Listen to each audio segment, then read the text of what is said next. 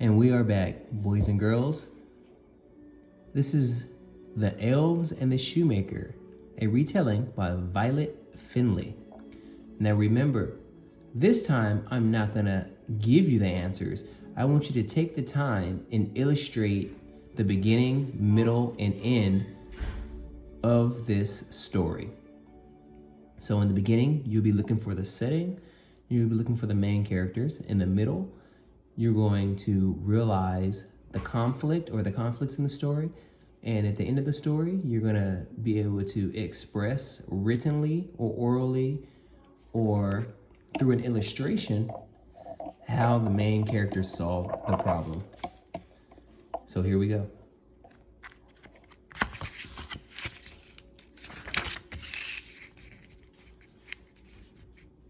Once upon a time, there lived a kind shoemaker and his wife. Times were hard, and they became very, very poor. One day, they had only enough leather to make a single pair of shoes.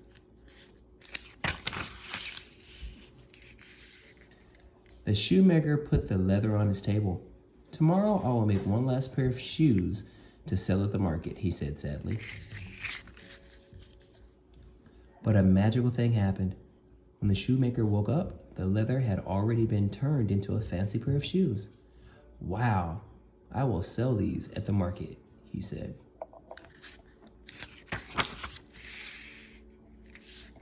The shoemaker sold the shoes for a bag of gold.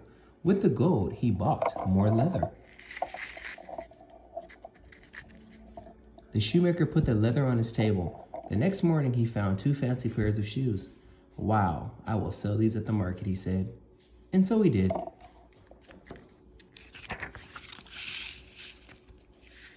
Again, the shoemaker used the gold to buy more leather. He put the leather on the table. The next morning, he found 3 fancy pairs of shoes. Life went on like this for many months. In time, the shoemaker and his wife sold many shoes and became very, very rich. The shoemaker and his wife were happy, but also very curious.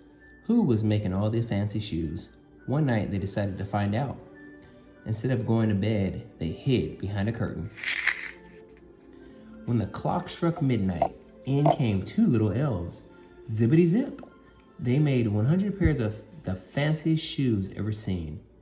Then they danced a joyful jig and left.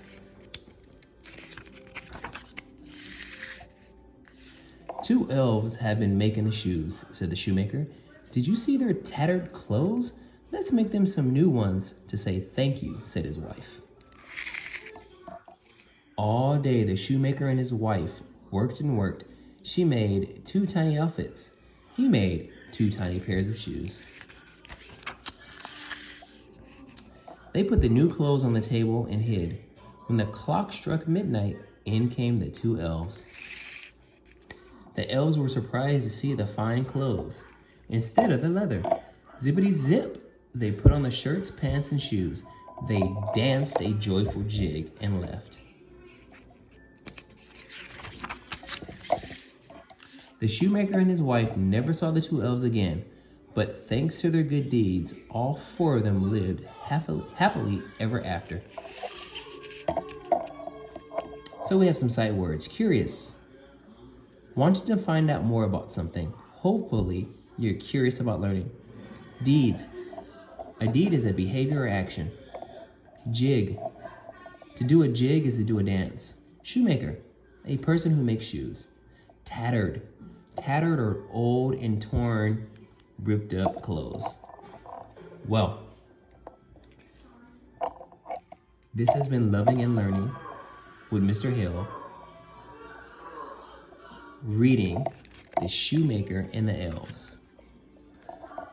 So, your assignment is to illustrate and retell this story, focusing on the beginning of the story, the middle, the end, and lastly, I want you to make an educated guess, an inference, a wondering.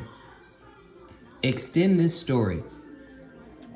If you were to write part 2 of this story, what adventures with the elves and the Shoemaker have. Thank you so much. Good night.